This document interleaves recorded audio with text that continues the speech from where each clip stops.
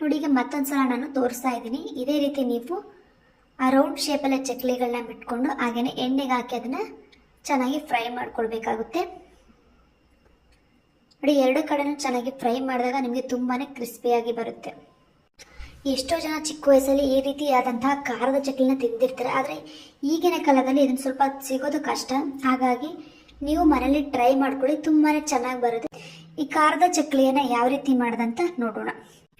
ಮೊದಲನೇದಾಗಿ ನಾನಿಲ್ಲಿ ಒಂದು ಬೌಲ್ನ ತೊಗೊಂಡಿದ್ದೀನಿ. ಅದಕ್ಕೆ ಕಡಲೆ ಹಿಟ್ಟನ್ನು ಹಾಕ್ಕೊಳ್ತಾ ಇದ್ದೀನಿ.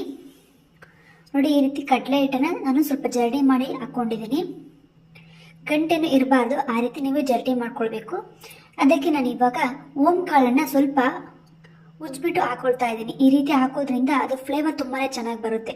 ಹಾಗೆಯೇ ರುಚಿಗೆ ತಕ್ಕಷ್ಟು ಉಪ್ಪು, ಅಚ್ಚ ಖಾರದ ಪುಡಿ ಖಾರಕ್ಕೆ ಬೇಕಾಗುವಷ್ಟು ಹಾಕೊಂಡ್ಬಿಟ್ಟು ಚೆನ್ನಾಗಿ ಮಿಕ್ಸ್ ಮಾಡ್ಕೊಳ್ಬೇಕು. ಅದನ್ನು ಚೆನ್ನಾಗಿ ಮಿಕ್ಸ್ ಆದ ಮೇಲೆ ಅದಕ್ಕೆ ನಾನು ಇಲ್ಲಿ ಎಣ್ಣೆಯನ್ನು ಕಾಯಿಸ್ಕೊಳ್ಬಿಟ್ಟು ಹಾಕೊಳ್ತಾ ಇದ್ದೀನಿ. ಈ ರೀತಿ ಹಾಕೋದ್ರಿಂದ ನಿಮಗೆ ಚಕ್ಲಿ ತುಂಬಾ ಸಾಫ್ಟಾಗಿ ಬರುತ್ತೆ, ಹಾಗೆ ಕ್ರಿಸ್ಪಿಯಾಗಿ ಬರುತ್ತೆ.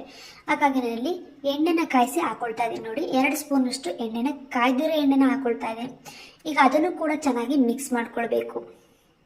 ನೋಡಿ ಇದನ್ನು ಕೂಡ ನಾನೀಗ ಚೆನ್ನಾಗಿ ಮಿಕ್ಸ್ ಮಾಡ್ಕೊಳ್ತಾ ಇದ್ದೀನಿ. ಎಣ್ಣೆ ಹಾಕೋದ್ರಿಂದ ನಿಮಗೆ ಚಕ್ಲಿ ತುಂಬಾ ಕ್ರಿಸ್ಪಿಯಾಗಿ ಬರುತ್ತೆ. ಈಗ ನೋಡಿ ಈ ರೀತಿ ಉಂಡೆ ಕಟ್ಟಕ್ಕೆ ಬರಬೇಕು, ಅಷ್ಟು ಎಣ್ಣೆನ ನೀವು ಹಾಕ್ಕೊಳ್ಬೇಕಾಗುತ್ತೆ. ಈಗ ಇದಕ್ಕೇನೆ ಸ್ವಲ್ಪ ಬೆಚ್ಚಗಿನ ನೀರನ್ನು ಹಾಕೊಂಡ್ಬಿಟ್ಟು ಕಲಿಸ್ಕೊಳ್ತಾ ಇದ್ದೀನಿ.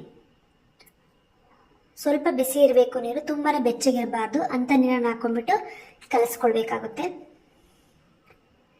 ನೋಡಿ ಈಗ ಇದನ್ನ ಉಂಡೆ ಮಾಡ್ಕೊಳ್ಬಿಟ್ಟು ನಾನು ಚಕ್ಲಿ ಒಳಗೆ ಹಾಕೊಳ್ತಾ ಇದ್ದೀನಿ. ಈ ಚಕ್ಲಿ ಒಳ್ಳಿನ ಪ್ಲೇಟ್ನ ನೀವು ಖಾರ ಮಾಡ್ತಿರಲ್ವ, ಆ ಪ್ಲೇಟ್ನ ಹಾಕ್ಕೊಳ್ಬೇಕು. ನೋಡಿ ನಾನು ಈ ರೀತಿ ರೌಂಡಾಗಿ ಅದನ್ನು ಬಿಟ್ಕೊಳ್ತಾ ಇದ್ದೀನಿ. ನೀವು ಆದಷ್ಟು ಈ ರೀತಿ ಬಿಟ್ಕೊಂಡ್ರೆ ಚಕ್ಲಿ ತುಂಬಾ ಚೆನ್ನಾಗಿ ಬರುತ್ತೆ. ನೋಡಿ ಇದೇ ರೀತಿ ಎಲ್ಲ ಚಕ್ಲಿಗಳನ್ನು ನಾನು ಅದನ್ನು ಹಾಕ್ಕೊಳ್ತಾ ಇದ್ದೀನಿ. ಫಸ್ಟ್ ಪ್ಲೇಟ್ ಮೇಲೆ ಹಾಕ್ಕೊಳ್ಬೇಕು, ಆನಂತರ ನಾವು ಎಣ್ಣೆ ಕಾಯ್ದ್ಮೇಲೆ ಅದಕ್ಕೆ ಎಣ್ಣೆಗೆ ಹಾಕಬೇಕಾಗುತ್ತೆ. ನೋಡಿ ಈಗ ಎಣ್ಣೆ ಕಾಯ್ದಿದೆ, ನಾನು ಒಂದೊಂದೇ ಚಕ್ಲಿನ ಹಾಕ್ಕೊಳ್ತಾ ಇದ್ದೀನಿ. ಇದನ್ನ ಎರಡು ಕಡೆನೂ ನಾವು ಚೆನ್ನಾಗಿ ಬೇಯಿಸ್ಕೊಳ್ಬೇಕು, ಆವಾಗ ನಮಗೆ ತುಂಬಾ ಕ್ರಿಸ್ಪಿಯಾಗಿ ಬರುತ್ತೆ ಚಕ್ಲಿ. ನೋಡಿ ಎರಡು ಕಡೆನೂ ಚೆನ್ನಾಗಿ ಫ್ರೈ ಮಾಡ್ಕೊಳ್ಳಿ, ತುಂಬಾ ಕ್ರಿಸ್ಪಿಯಾಗಿರುತ್ತೆ, ತುಂಬಾ ಚೆನ್ನಾಗಿರುತ್ತೆ. ಎಣ್ಣೆ ಹಾಕಿರೋದ್ರಿಂದ ತುಂಬ ಕ್ರಿಸ್ಪಿಯಾಗಿ ಬರುತ್ತೆ ನಮಗೆ ಚಕ್ಲಿ.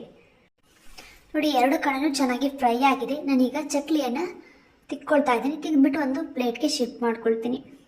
ನೋಡಿ ಈಗ ಮತ್ತೊಂದು ಸಲ ನಾನು ತೋರಿಸ್ತಾ ಇದ್ದೀನಿ. ಇದೇ ರೀತಿ ನೀವು ಆ ರೌಂಡ್ ಶೇಪಲ್ಲೇ ಚಕ್ಲಿಗಳನ್ನ ಬಿಟ್ಕೊಂಡು ಹಾಗೆಯೇ ಎಣ್ಣೆಗೆ ಹಾಕಿ ಅದನ್ನು ಚೆನ್ನಾಗಿ ಫ್ರೈ ಮಾಡ್ಕೊಳ್ಬೇಕಾಗುತ್ತೆ.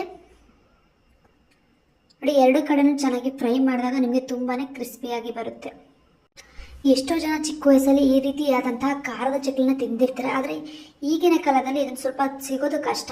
ಹಾಗಾಗಿ ನೀವು ಮನೇಲಿ ಟ್ರೈ ಮಾಡ್ಕೊಳ್ಳಿ, ತುಂಬಾ ಚೆನ್ನಾಗಿ ಬರುತ್ತೆ, ತುಂಬ ಚೆನ್ನಾಗೂ ಕೂಡ ಇರುತ್ತೆ, ತುಂಬ ಕ್ರಿಸ್ಪಿಯಾಗೂ ಕೂಡ ಇರುತ್ತೆ. ಮಕ್ಕಳು ಕೂಡ ಇಷ್ಟಪಟ್ಟು ತಿಂತಾರೆ. ಇವತ್ತಿನ ಈ ವಿಡಿಯೋದಲ್ಲಿ ಖಾರದ ಚಕ್ಲಿಯನ್ನು ಯಾವ ರೀತಿ ಮಾಡೋದಂತ ಹೇಳ್ಕೊಟ್ಟಿದ್ದೀನಿ. ಈ ವಿಡಿಯೋ ನಿಮಗೆ ಇಷ್ಟ ಆಗಿದ್ರೆ ಲೈಕ್ ಮಾಡಿ, ಶೇರ್ ಮಾಡಿ, ಸಬ್ಸ್ಕ್ರೈಬ್ ಆಗಿ. ಧನ್ಯವಾದಗಳು.